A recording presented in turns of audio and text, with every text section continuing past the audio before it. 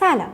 برای انجام خریدهای آنلاین و یا دریافت پول نقد از ATM برای اولین بار شما نیاز دارید که کارت بانکیتون رو فعال کنید. برای فعالسازی کارت بانکی شما باید رمز کارتتون رو تغییر بدید. ابتدا در قسمت پایین سمت راست گزینه منو رو انتخاب کنید. در صفحه باز شده گزینه سوم کارت دارم یا کارت‌های من رو انتخاب کنید. در این قسمت گزینه بانکا کارتلرم رو انتخاب کنید. در این صفحه تمامی کارت‌های بانکی که متعلق به شماست رو نشون خواهد داد.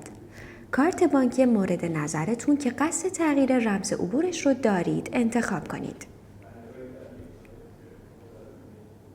گزینه کارت آیارلارı که به معنای تنظیمات کارت هست رو انتخاب کنید.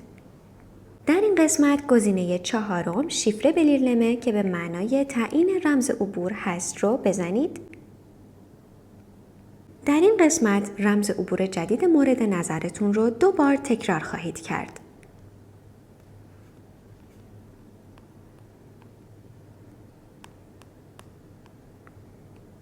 قسمت سوم کد CVV کارتتون رو وارد خواهید کرد. گزینه دوام رو انتخاب کنید. گزینه تایید یا اونایلا.